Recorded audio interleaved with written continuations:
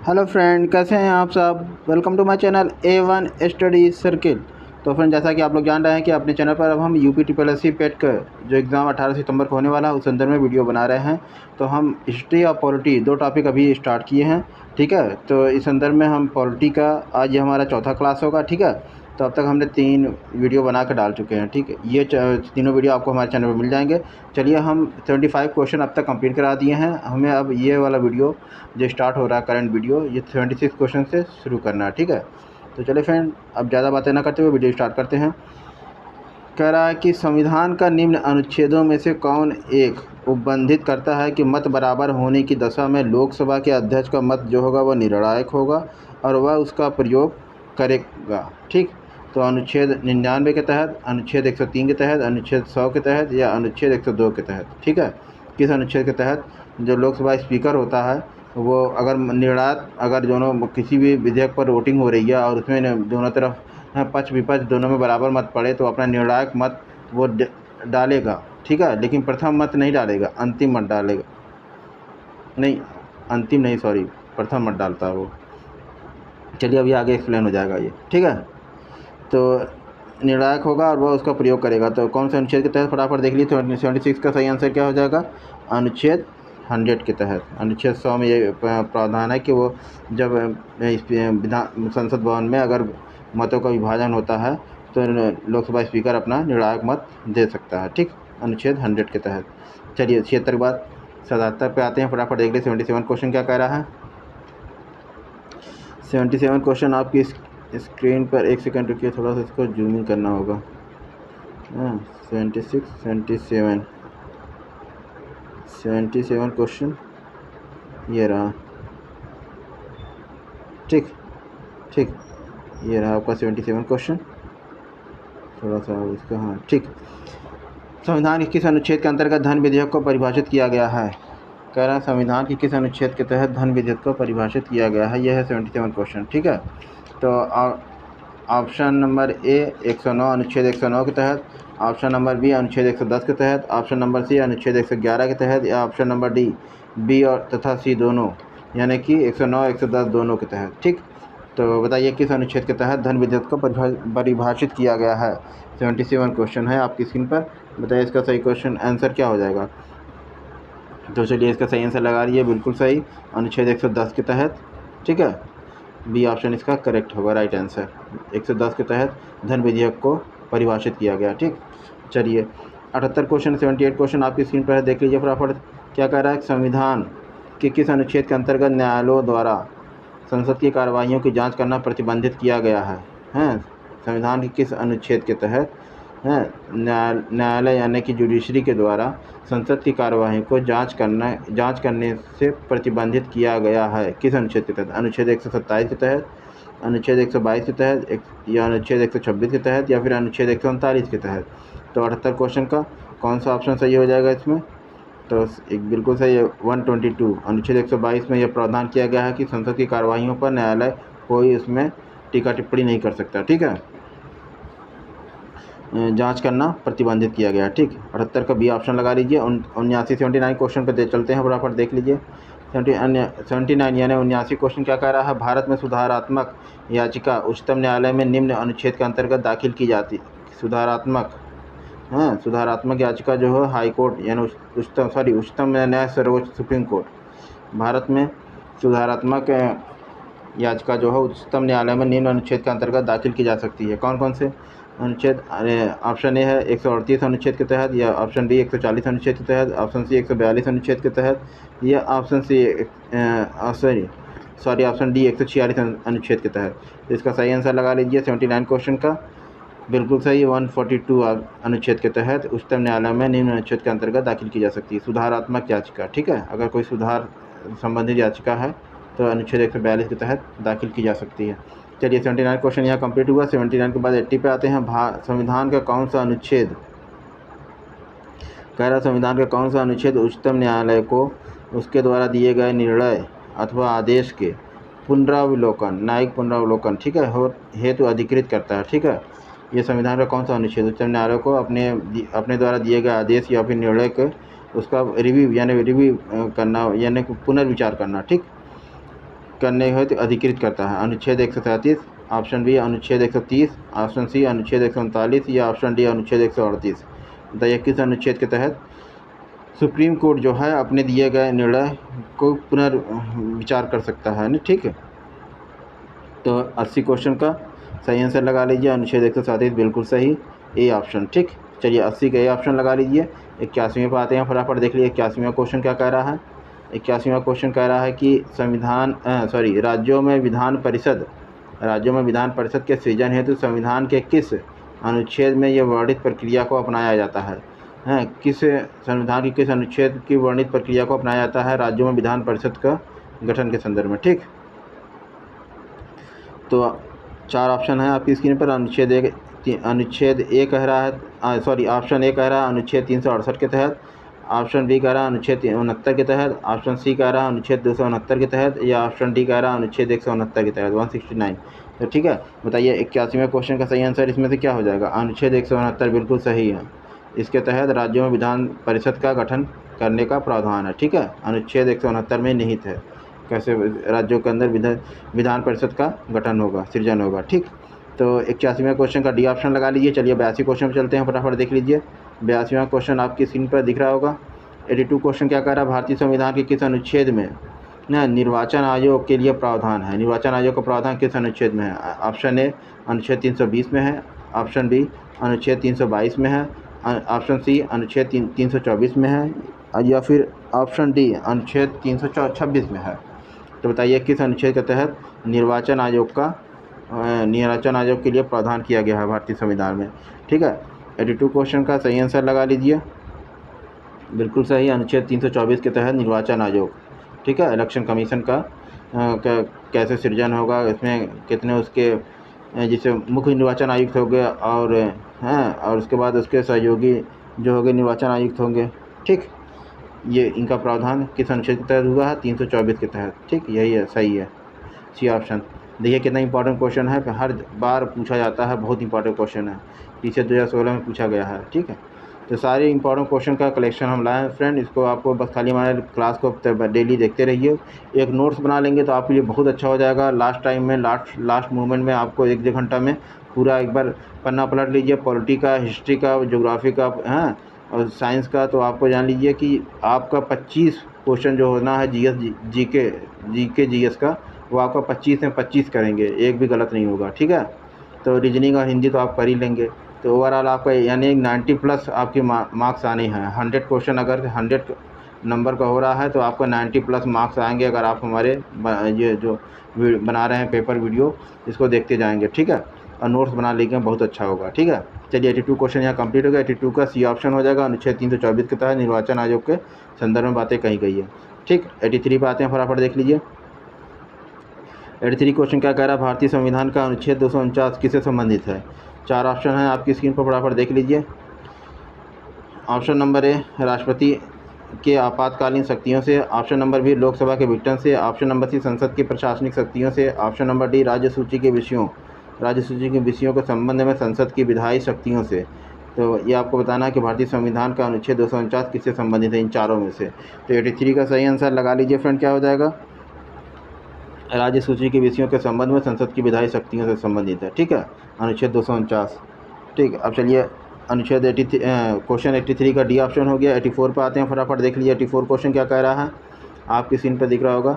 भारतीय संविधान के किस अनुच्छेद के अंतर्गत अंतर्राष्ट्रीय समझौतों को प्रभावी बनाने हेतु संसद राज्य सूची के विषय पर कानून बना सकती है? ठीक है, भारतीय संविधान के किस अनुच्छेद के अंतर्गत पूछ रहा है? अंतर्राष्ट्रीय समझौतों को प्रभावी बनाने हेतु संसद राज्य सूची के विषय पर भी कानून बना सकती है। ठीक, तो ऑप्शन ए कह रहा है आर्टिकल 249 अनुच्छेद के तहत, अनुच्छेद 249 यानी आर्टिकल वही इंग्लिश हिंदी दोनों दिया है ऑब्लिक करके। ठीक, या फिर ऑप्शन बी कह रहा है आर्टिकल 250 के तहत, या फिर ऑप्शन सी कह रहा है आर्टिकल 252 के तहत, या डी ऑप्शन कह रहा है कि आर्टिकल 253 के तहत।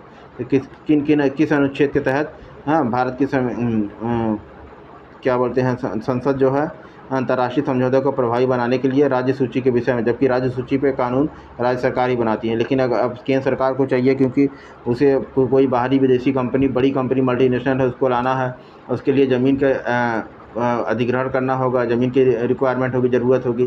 तो अगर मान लीजिए कोई राज्य हो, जैसे राजस्थान हो या फिर मध्य प्रदेश या कोई भी राज्य हो, हरियाणा हो, ठीक है, वो राज्य अपोज़ कर रहा हो कि नहीं हमारे पास ज़मीन नहीं है, और उस कंपनी को अपनी फैक्ट्री लगाने के लिए सिर्फ वही राज्य में जगह चाहिए थी होती है, तो इस संदर्भ में केंद्र सरकार एक कानून बना सकती है। ठीक है, तो किस अनुच्छेद के तहत बनाएगी, उसके पास क्या अधिकार हैं, तो वही आपको बताना है। 4 ऑप्शन आपकी स्क्रीन पर है। 249 आर्टिकल, आर्टिकल 250, आर्टिकल 252 या फिर आर्टिकल 253। ठीक है, तो बताइए 84वें क्वेश्चन का सही आंसर क्या हो जाएगा फ्रेंड। 84 क्वेश्चन का सही आंसर बिल्कुल सही, डी ऑप्शन है आपका, अनुच्छेद 253 के तहत। ठीक है, डी ऑप्शन होगा अनुच्छेद 253 के तहत। हाँ, केंद्र सरकार राज्य सूची के विषय में संदर्भ बना सकती है, कानून बना सकती है। ठीक, उसके लिए आर्टिकल 253 का यूज़ करना होगा उसे। ठीक, चलिए 84 का डी ऑप्शन सही है। 85 पे आ जाते हैं, फटाफट देख लेते हैं। 85 क्वेश्चन आपकी स्क्रीन पर दिख रहा होगा। चलिए क्वेश्चन यहाँ देख लेते हैं, ऑप्शन दूसरे स्लाइड पे देखते हैं। संविधान के किस अनुच्छेद में यह व्यवस्था की गई है कि प्रत्येक राज्य शिक्षा के प्राथमिक प्रत्येक राज्य शिक्षा के प्राथमिक स्तर पर मातृभाषा में शिक्षा की पर्याप्त सुविधाओं की व्यवस्था करने का प्रयास करेगा। यानी राज्य जो है प्राथमिक स्तर पर मातृभाषा में शिक्षा की पर्याप्त सुविधा की व्यवस्था करने का प्रयास करेगा। ठीक, तो किस अनुच्छेद के तहत, तो अनुच्छेद पूछ रहा है 85 क्वेश्चन का। अब हमें फट से चलना होगा नेक्स्ट स्लाइड पे। 4 ऑप्शन आपकी स्क्रीन पर दिए गए हैं 85 का। देखिए कितनी इंपॉर्टेंट क्वेश्चन है कि हर बार पूछे जाने वाले हैं। ठीक है, अनुच्छेद 349 के तहत, अनुच्छेद 350 के तहत, अनुच्छेद 350 का के तहत, या फिर डी ऑप्शन अनुच्छेद 351 के तहत। ठीक है, तो 50वें क्वेश्चन का सही आंसर लगा लीजिए अनुच्छेद 350 के का के तहत। ठीक, अनुच्छेद 350 के का के तहत ये प्रावधान किया गया है कि राज्य सरकार जो होगी अपने यहाँ के जो उनके यहाँ के छोटे बालक होंगे, शिशु जो होंगे, उनको मातृभाषा में शिक्षा देने की व्यवस्था करेगा। ठीक, अनुच्छेद 350 का।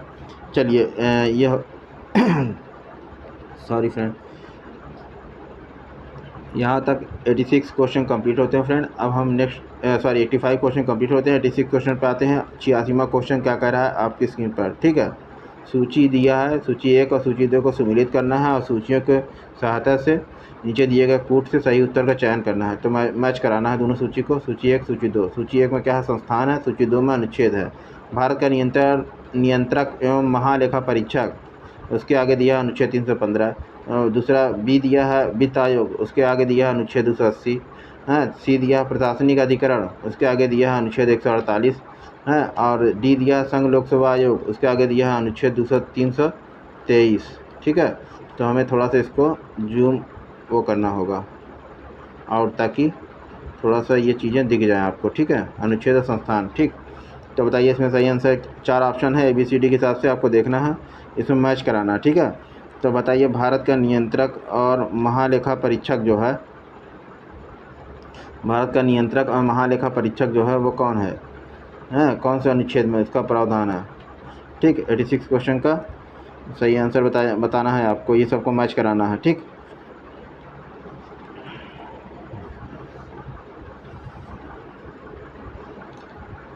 महालेखा नियंत्रक और महालेखा परीक्षक मतलब अनुच्छेद 148 के तहत होता है, ये सबको पता है। ठीक, अनुच्छेद 148 यानी सी, ये इधर मैच करेगा। ठीक, और उसके बाद वित्त आयोग जो है किस अनुच्छेद के तहत है, वित्त आयोग जो है अनुच्छेद 315, सॉरी ये गड़बड़ हो गया, 315 नहीं है, अनुच्छेद 280 के तहत वित्त आयोग की स्थापना है। ठीक है, और उसके बाद जो है प्रशासनिक अधिकरण, सी आता है, सी जो है आपका प्रशासनिक अधिकरण के लिए अनुच्छेद 323 है।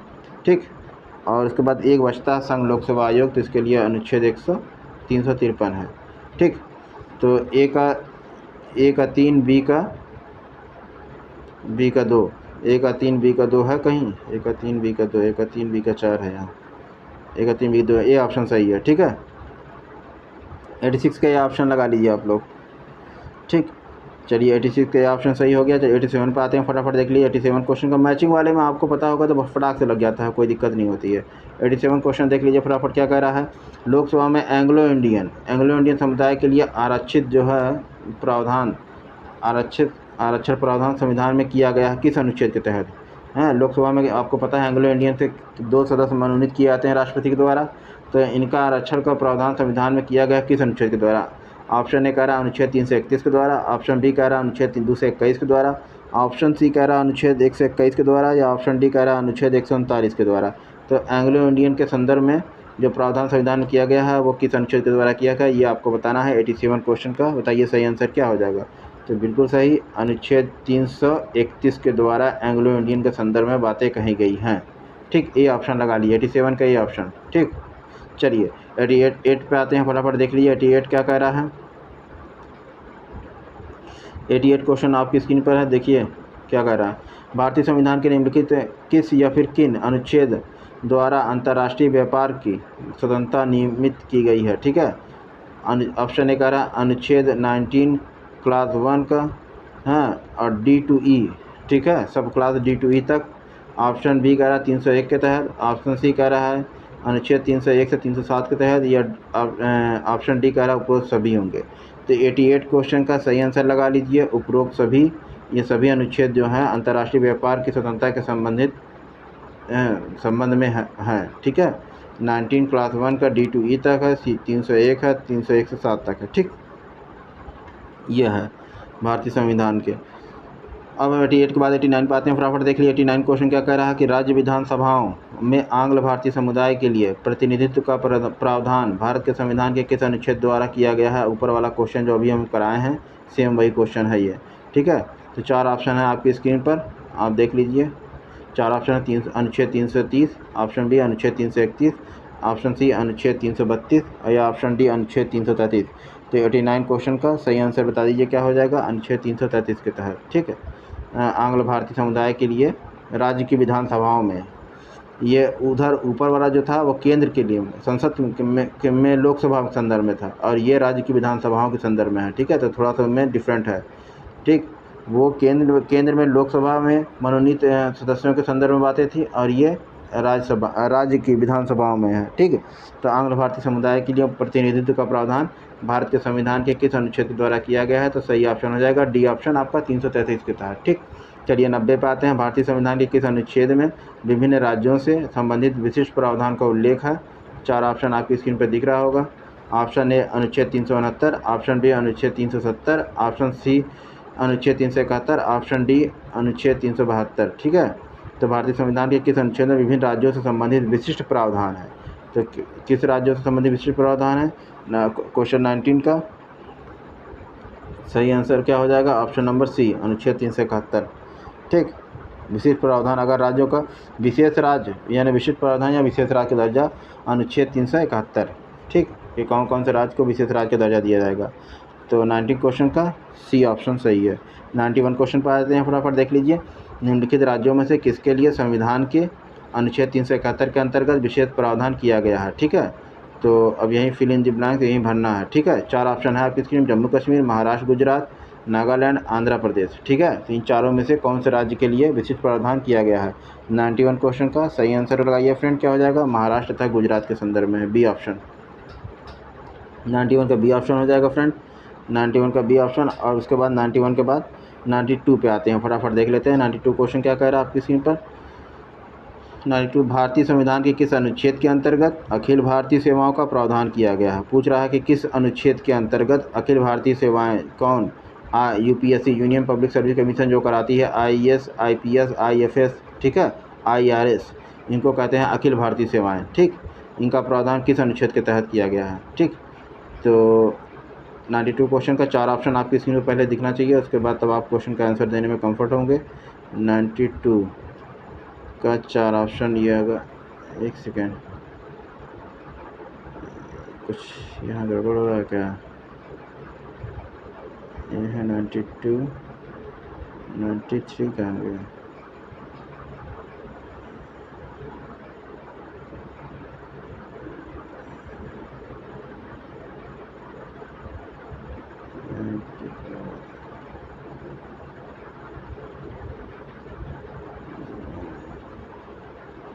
अच्छा हमको लग रहा है कुछ यहाँ पे प्रॉब्लम आई है। अच्छा इधर देखते हैं, इधर है, नहीं स्लाइड मिस हो गई है फ्रेंड, 92 का ऑप्शन ही मिस हो गया है। ठीक है, 92 का ऑप्शन आपकी स्लाइड वो मिस हो गई है। तो चलिए हम 92 क्वेश्चन को कंप्लीट करेंगे नेक्स्ट वीडियो में। ठीक है, बाय डिफ़ॉल्ट इसमें कुछ गड़बड़ आ गया। ठीक, चलिए फ्रेंड, हम 92 क्वेश्चन को करेंगे हैं। 91 क्वेश्चन, हाँ 91 क्वेश्चन हमारा यहाँ पे कंप्लीट होता है। ठीक है, हम 92 क्वेश्चन से आगे करेंगे आपको नेक्स्ट वीडियो में। ठीक, 91 क्वेश्चन कंप्लीट हो गया है। 92 क्वेश्चन जो है यही क्वेश्चन हम करा रहे थे, यही क्वेश्चन से आपका रुक गया मामला। ठीक, तो यहाँ से हम आगे बढ़ाएंगे 92 क्वेश्चन से। अगला वीडियो हमारा 92 क्वेश्चन से स्टार्ट होगा। चलिए फ्रेंड, मिलते हैं नेक्स्ट वीडियो में। बाय बाय, टेक केयर, जय हिंद, जय भारत।